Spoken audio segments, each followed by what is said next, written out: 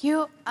First of all, I would like to thank the organizers for the invitation and congratulate them on a very, very interesting and insightful event.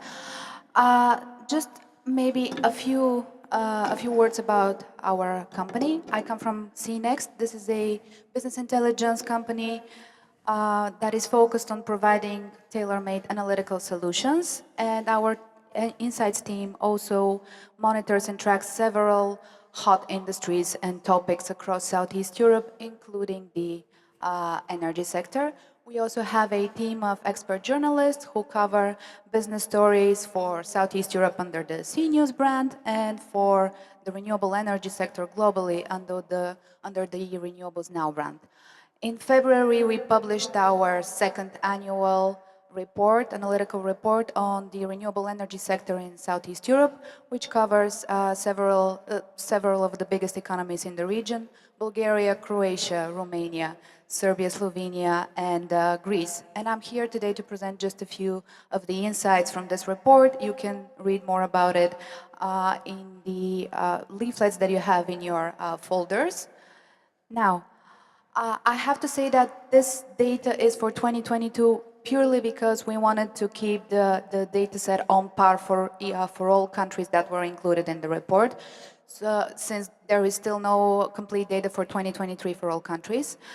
So 2 years ago, our region had newly installed renewable capacity of 86 gigawatts, and Romania took the share of 22%, a little over 22%, and was the second biggest market in terms of newly installed capacity. I must say that we've already heard that solar is still the prevalent technology when it comes to newly installed capacity. This is the case for all countries that we have analyzed except for Croatia. But in Romania, Bulgaria, Greece, Slovenia, and Serbia, solar was the prevalent technology in terms of newly installed capacity. Now, when it comes to energy security, we cannot talk about energy security without mentioning grid modernization, bottlenecks, and what the countries in our region and what the European Union plans in that regard. Last year, the European Union announced a overreaching and very comprehensive strategy for modernizing the grids across the bloc. This plan allocates 584 billion euros up until 2030 for grid modernization. Something that is very important to know here is that the European Commission projections show that consumption across the Union will increase by 60% by 2030.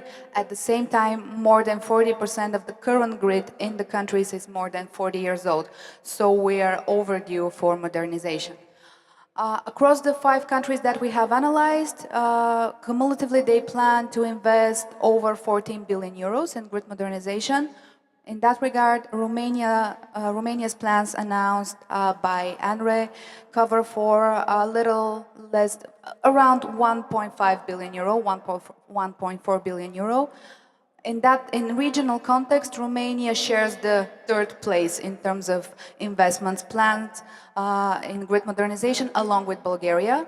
Greece and Slovenia are a bit more ambitious in that regard in terms of budget.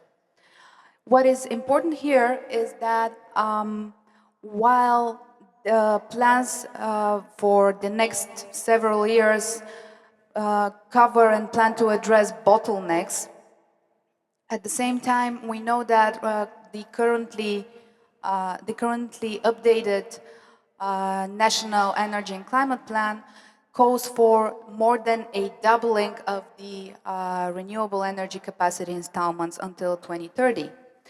At the same time, the region that holds the most potential for renewable energy capacity in the southeast, currently cannot take any more installations. Now, what we know so far is that for 2025, there is a plan for that region to cover 2 more gigawatts of newly installed capacity, and then 1 more additional gigawatt until 2030. That is what official documents and plans show. In the Banat region, which also holds a promising potential, plans are a bit more modest. around 300 megawatts for 2025, but then there should be a surge of over 1 gigawatt for 2030. And now coming to the essence of our panel, energy storage. So the total targeted energy storage capacity by 2030 across the countries that we have analyzed is over 13 gigawatts. Regarding Romania, currently there is no official target for 2030. What you see here, the 5 gigawatts of installed energy storage capacity by 2030 are World Bank estimates. Currently, we do not have midterm or long-term targets for energy storage capacity. What we do know is that 240 megawatts are planned by the second half of 2026. And then we do know that pump hydro storage is also something that the Romanian government is exploring in terms of 1 gigawatt of installed capacity. But we would like to see a more concrete framework and targets, both for midterm and the long term, which would, again, contribute to the predictability that we have been talking about over the last 2 days. So these are the very short main findings regarding grid modernization and energy storage. Our report covers all 5 countries in depth.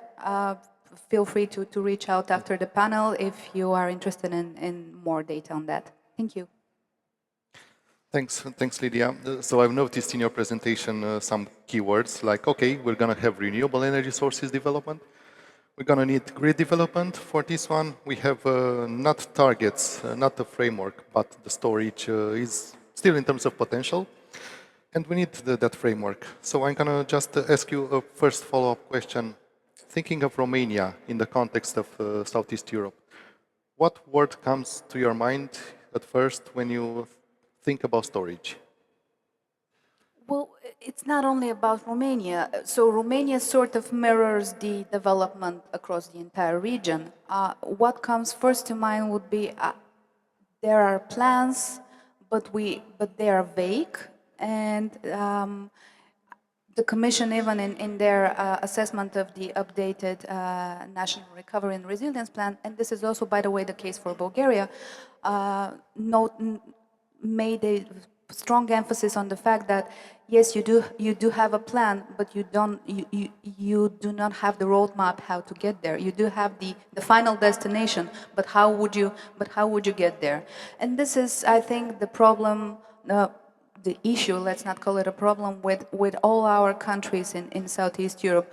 We know where we want to get, but we do not have the exact roadmap in place and framework how to get there.